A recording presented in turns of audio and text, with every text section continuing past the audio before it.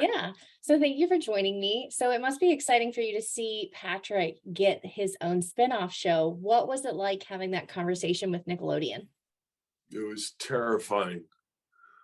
Uh, I was very concerned because I've always regarded Patrick to thrive in as much as his relationship with SpongeBob allows. You know, that's why Patrick existed to me. So I had no idea, but the more I talked to Vincent, Vinnie Waller, and Mark Ciccarelli, the more I realized that they were really creating something special and something that they were excited about.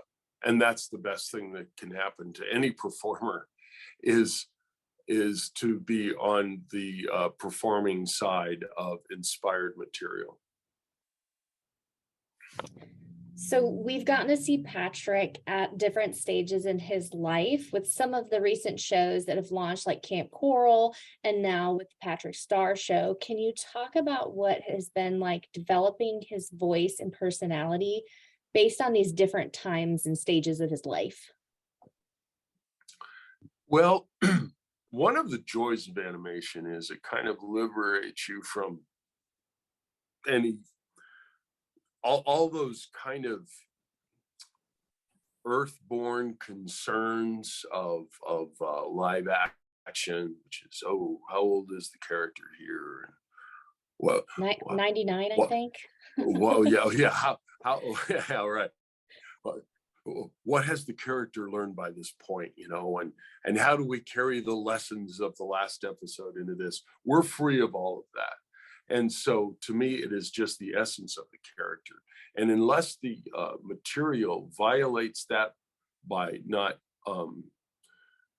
regarding that, and we never have that issue because the writers are so good, it's all right there. It's there in his relationships, in the moments, in his reactions. One of the joys of the Patrick Show has been Squidina, voiced by Jill Talley. And I've known Jill for so many years now, and she's a really good friend. But I never got to work with her because Patrick never has anything to do with Karen, Plankton's computer wife. I've never had any dialogue with her. So now we get to work together, and she's so good, and she's created such a great character. I love Squidina.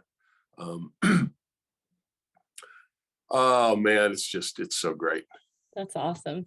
So Patrick can sometimes be a very simple character at times, but the Patrick Star Show allows him to kind of explore his imagination with this variety show that he's producing with Squidina, his little sister. So what are some of the things that you would love to see Patrick do during his variety show? Excuse me just a second.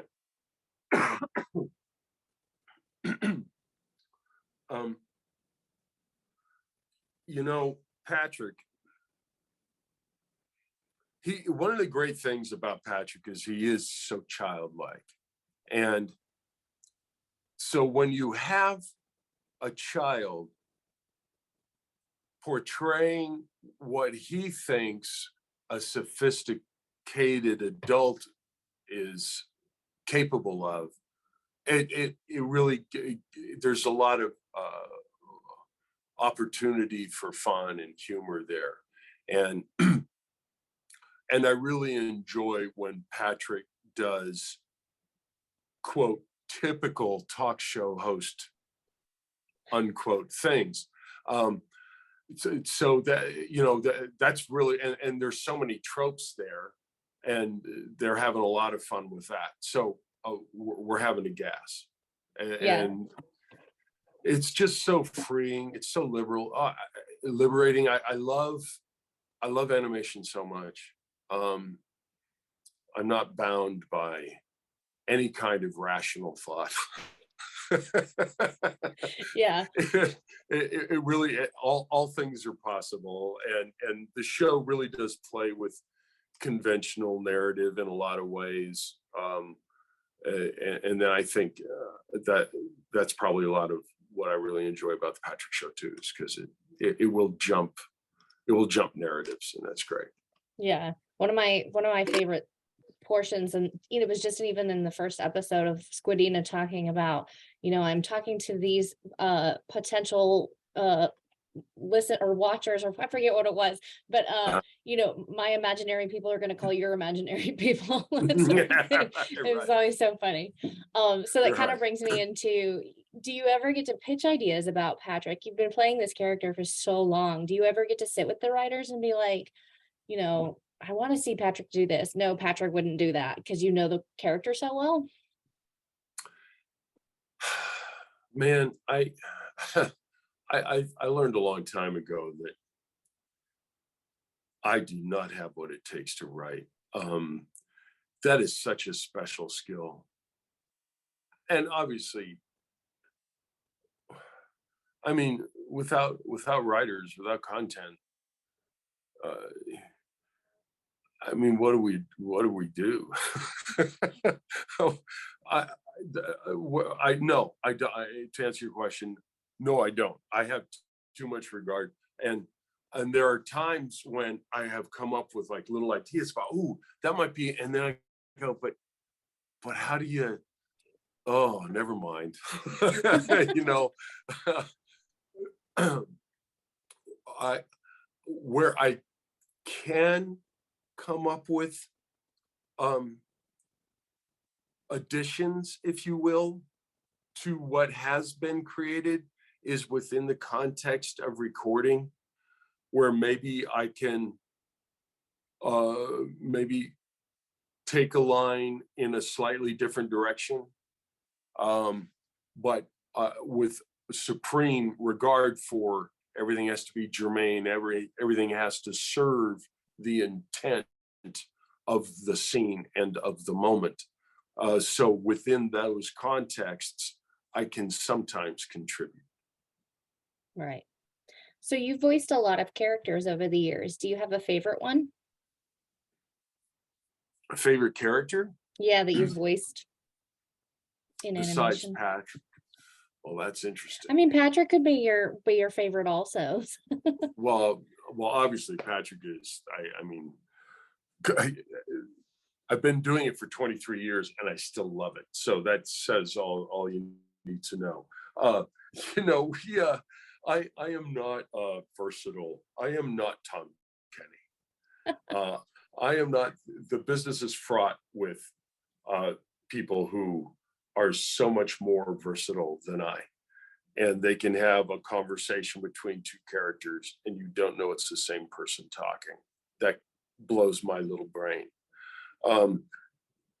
But nonetheless, I like to contribute.